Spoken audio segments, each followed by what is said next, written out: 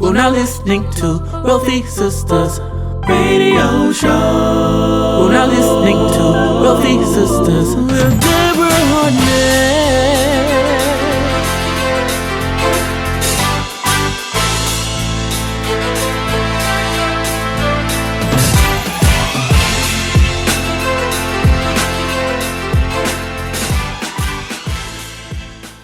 Welcome back. You are now listening to part 2 of episode, The Confidence Code, Equipping Leaders with the Tools to Win. Enjoy.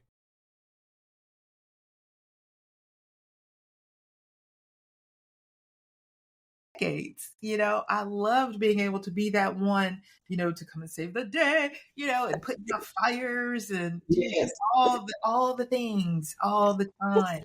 And we're talking about over 30 years, up to 31 now for me, being in the education sector. And throughout this, these peaks and valleys and whatever it was that I did over the course of this time, I lived in this imposter space. And in 2016, I said, enough is enough, sis. Let's learn about this. Let's go and understand the science behind this. So these are, I guess it's maybe 8.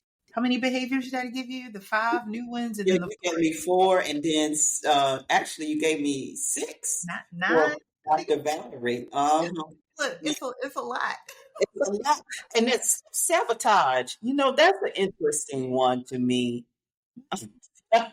What are some of the ways that manifest so that we could help our audience? I can tell you what's helping me. What's helping me with all of this is age. At 56, no, I'm not doing that. I mean, I'm learning how to say, no, I'm not doing that. No. Right. I love it. And that is what I am telling myself, because I'll use me. I don't mind. I just put it all out there now. When I think about self-sabotage, it's kind of like the opposite of that is self-belief. So I was spending a lot of time thinking that I could not expand in my business, or I could not obtain certain things that I wanted, or I wouldn't be invited to the thus and so, or I just couldn't see myself having a six-figure business because, whatever these reasons. But it's all these little narratives and all these little stories that I would tell myself over time. And so what did I do? I paused. I stopped. I got into something else that was cool and comfortable in inside the comfort zone where I could bring it up real good. Right. But I spent a lot of time, just destroying myself from the inside out. But when you look at me and when you talk to me, you don't know about any of this stuff going on internally. Ask it where. Yeah. And so I think the self-sabotage is that I can distinctly remember when I wanted to be an imposter on purpose. That's a whole nother left field. That's another level right there. Yeah, that's a whole. You want to be an imposter on purpose. What do you mean by that? Someone asked me, or I was asked by an organization to do a presentation. And while I knew that I knew I could perform, I knew the information, I turned it down because I didn't want to be seen. And the reason that I wanted to hide my visibility is because I thought I didn't know enough. Oh, yeah. I felt like I couldn't bring enough to the table to take care of people the way they needed to be taken care of in that moment with regard to that subject matter. Now, this organization thought that I could, right? But I personally felt like I could not. You know what? And I think when you talk about the modern times now, and I think I would say, I bet that social media probably played a role in that, because with Wealthy Sistas plug here, our branding company, we know how to brand and create great visual aids, right? And so I think sometimes, though, being that authenticity that you're talking about, Yeah. is always the space that we do our best to work from, because I can relate to that. Having opportunities or certain opportunities to handle certain things, and me being authentic with myself, I thought, I wouldn't be able to do that, Mhm. because I don't want to be like the other people I see who now, like, when social media, when we started, let's say around '08, around that's when, a lot of the platforms, outside of Ning and that. I don't know if you were connected with us on Ning or not, but we used it for business. I'm talking about our circles. Uh-huh. We Uh-huh.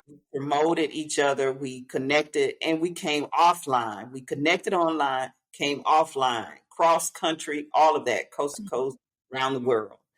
And now it's just about anybody popping up and saying, like you said, they're expert, and they don't know the first, but they can brand it, they can package it.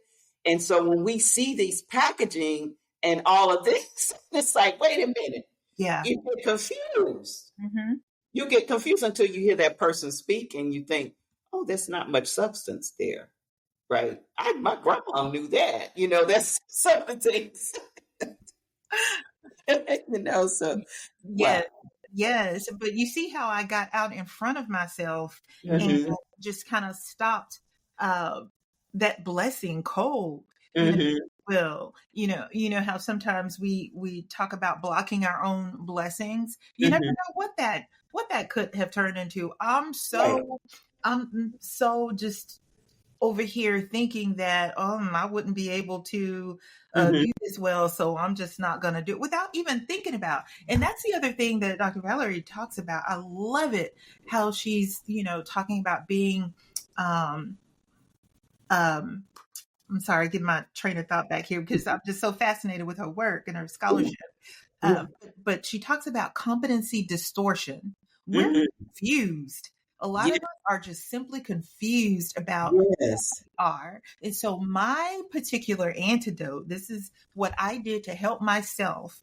And I just created a framework. And I said, you know what is the issue? What am I afraid of? What is it that I am not looking at properly?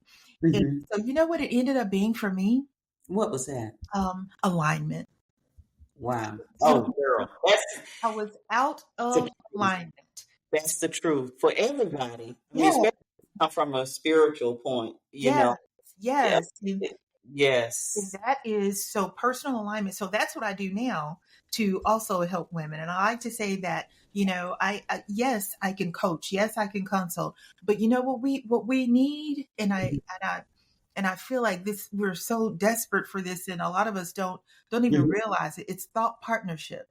We need to Hmm. be open and honest and available to Hmm. sit with another sister, to Hmm. have our whatever it is that we're experiencing, amplified, right? Hmm. Whether it's good, whether you're trying to, figure something out. But I love this concept now of thought partnership. It's Hmm. something new. It's new to me in terms of my approach and the way that I work with women in groups and things now. But Hmm. that's my antidote. Personal alignment is my antidote for myself. And I feel like it could be that way for other people. That's beautiful. And I was going to ask you, like, what advice would you give some women Ah, who yeah, struggle with self-doubt? So that's definitely thought partnership, yes. finding those that we know iron sharpeneth iron. We always talk about here Mhm. on Wealthy Sistas Radio the importance of networking and stretching yourself, looking who's in your circle. Like, if Right. your circle is not people that you look up to and it's only people that's looking up to you, how are Mhm. you going to advance from there? So stretching, Mhm. yourself, we know that. What Because I want to get into this question that when you're talking about the competency of distortion, Mhm. it's a great segue to this question I want to ask you. But I Okay. did want to give you have two maybe other points or suggestions for women who struggle with self doubt, what Mhm. they can do besides that thought partnership. Mm-hmm. Well, my signature message now is understanding where you are aligned and where you are not, simply put. And so what I had to do for myself is I created a 7-step framework, and I can share maybe two of those frames now, if that's okay. Okay. Yes. Well, first and foremost, I feel like people really need to understand, who they are and who they want to become next, right? Because that's vision right there, right? That is your spiritual marching orders, if you will. And in order to do that, so what does that need to contain? And I say you need to understand your core values. You need to be conscious of who you are and how you're currently operating in certain spaces, right? Goes back to that imposterism, or I shorten it up. Then what are your convictions? What are your strongly held beliefs, and how do you keep other things from overpowering you when opportunities come, when good things happen, or when bad things happen, whatnot. But it's about assessing who you are right now and what you need to do to become who you need to be next. That's beautiful. It's like you're not letting your good be your great, right?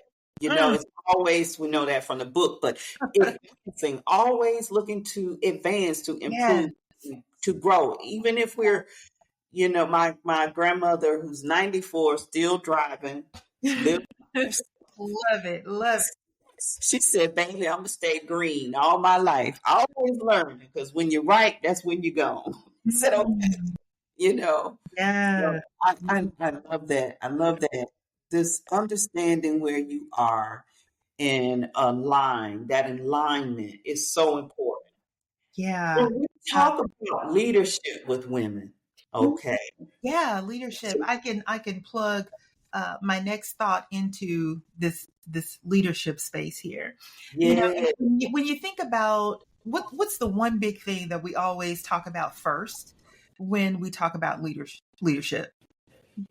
The title of that leader. Yeah.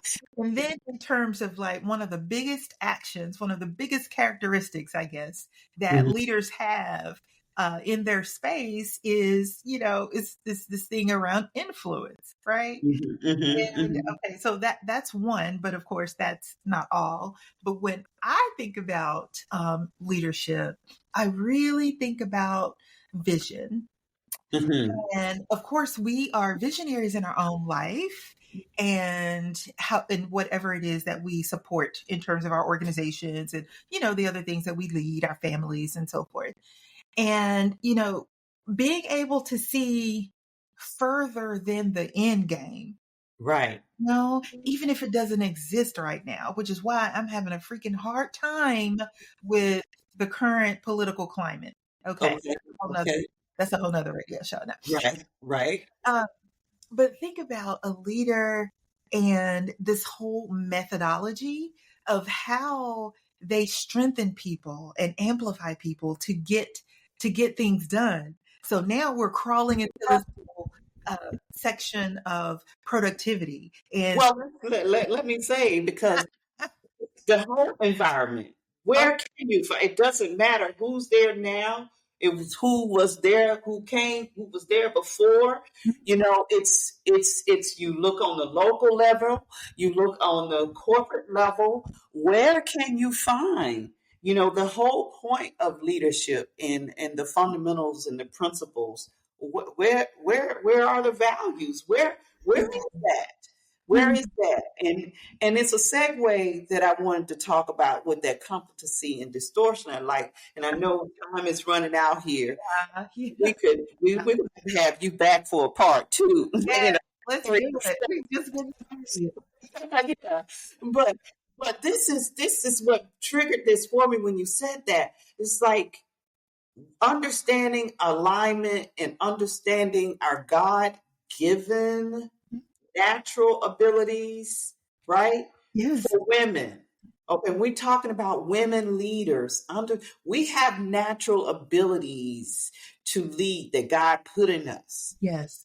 How do we, because like you said, everything is, Dr. Valerie said, we're confused. we're confused. We're trying to lead from the male's perspective in some environments versus all of the power and strengths that we have, from the women, from the females. That it's like those strengths are being suppressed. The value system, our core, like you said, the core values. I don't know if you see it like that or not. I could just be on a soapbox out here on my own. No, you're not. We're having these conversations, and I completely agree with what you're saying about that piece and this whole aspect of feminine energy. That Right. we need to bounce that around more, and I think we're starting to do that because some of this new research, even some of the old research, talks about the way that we community build, right? As women, and the way we bring voices as leaders, bring voices to the table, and we fill in each other's gaps, right? We're I don't have to do it I don't have to do it like I'm a man because I'm know that I'm a woman, so I can lead from that, those gifts and talents from that perspective that that I know, and I know that might be not received well in some environments because we're saying, but the fact remains there are unique abilities that we have, from the nurturing point of view and the, like you talked about, the vision being usually in tune, our exactly. spider senses, right? I mean, not to mention the wisdom, Right. and Right. the different aspects of understanding, even with the power of collective action. Just think about the feminist movements and the waves of all of those things that occurred in the 70s around the same time that this study on imposter syndrome was kicking off. And one of the reasons, this is my own personal thing, is there was 150 white women that participated in that. And even though they had all of these amazing accomplishments, guess what? They still felt terrible around some aspect of themselves. Now, this is in the 70s, and this is kind of at the height of all of that, those words and phrases coming at women at the same time. All the other stuff politically that was going on too. Women couldn't do this, women couldn't do, we couldn't go here, all all of these things happening. So I'm glad that study came to be, but it was missing something. It was missing that Black woman's voice too. And Right. so now we're in the 21st century and having tons of conversations around being more inclusive, around the voices that we bring to these tables. And I'm telling you, this platform that you have, in order, just to even help me to step up and to share even more of what I'm doing behind the scenes, I couldn't be more thankful and grateful and honored to be here chatting. And yeah, we definitely need a part 2 or even a 3. I have to have a segment just with you. Yes. And just and thank you. All praises to God, really, for your kind words. I take no credit for it at all. Just being a vessel and not really knowing a lot of the times, like I said, how it was really impacting and how it has impacted. So I am truly grateful that I've been able to be a vessel for that. And in closing here, I'd like to just have you address this one last question. If you can take a few seconds, a moment to address this for those who have young girls and boys too, young men. These are principles that can help everybody. But obviously, you believe that leaders can be created, right? I believe you probably believe that because that whole adage: are leaders born or are they created? But are there any signs that you would suggest parents to look for in their children to help them cultivate their innate ability to lead? Wow, that's a beautiful, beautiful question. let's see, where would I go with this? Of course, I'm thinking about the research as well as what I Mhm, did with my own mhm, daughters. mhm, mhm, You know, for me, it has been powerful to have different types of conversations with my daughters.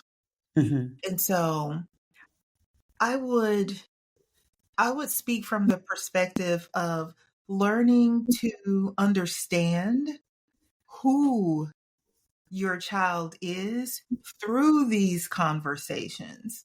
And mhm, so it's sometimes it's not that helpful. I've heard other experts talk about this to um when your child gets in the car and how was school?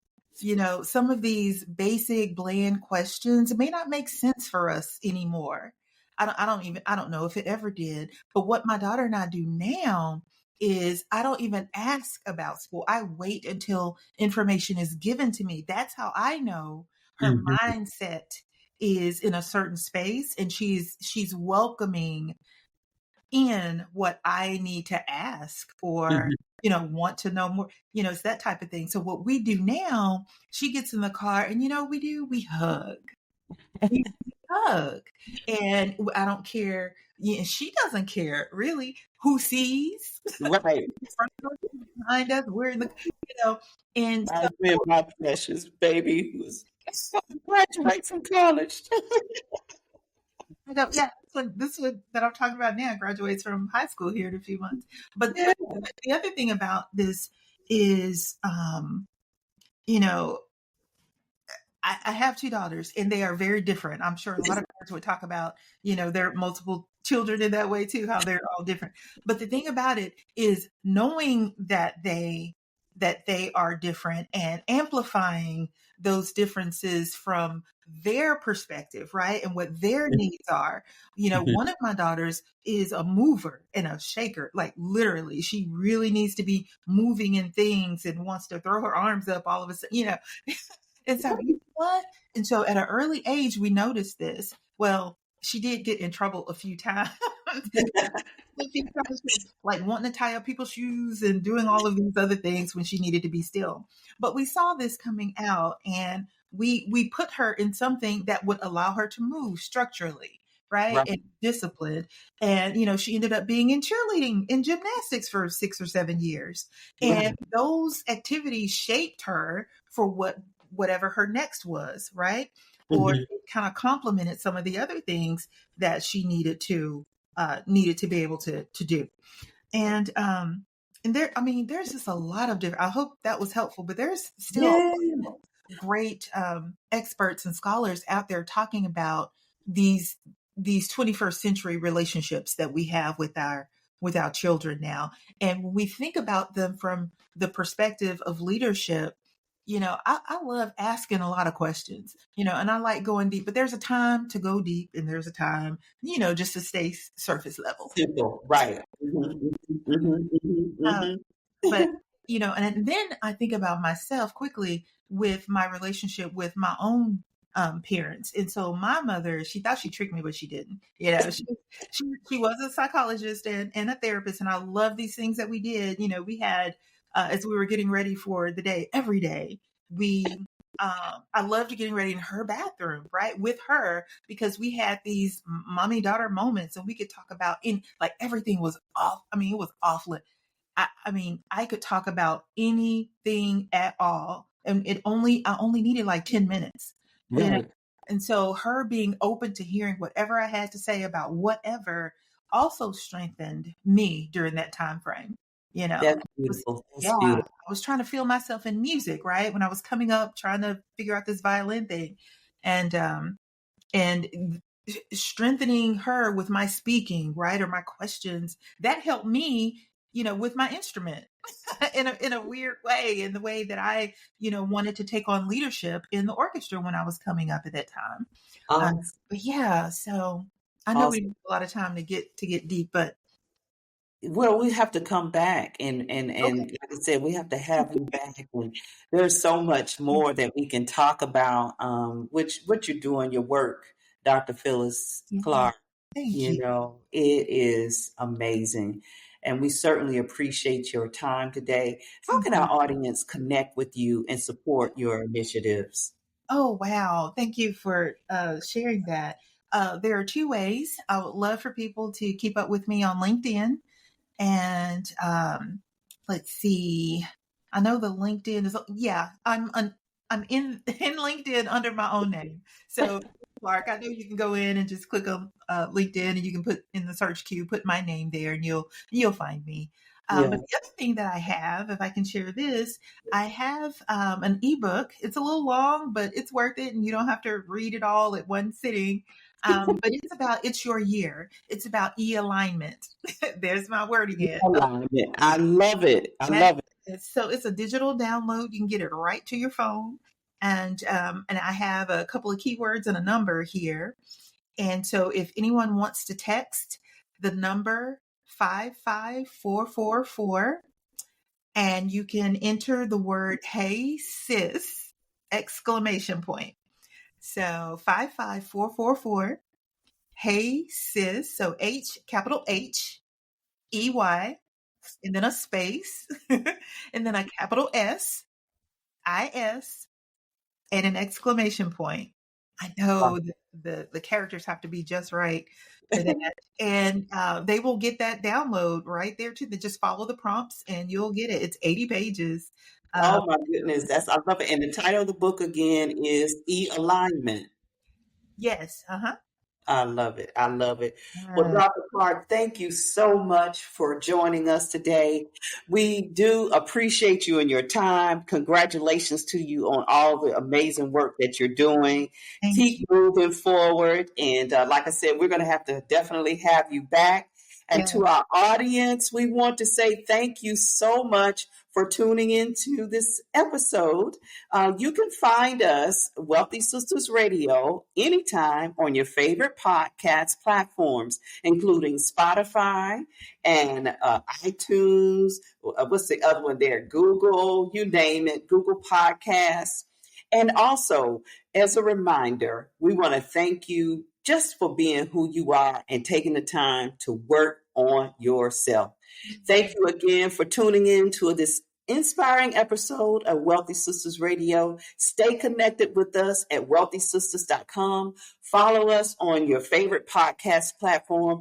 And remember, we're here to promote prosperity, celebrate innovation, and uplift our sisters who are making a big difference in every day. Until next time, open your eyes, stay focused, and keep moving, and know that all is well. This is Deborah Hardnett signing off of Wealthy Sistas Radio.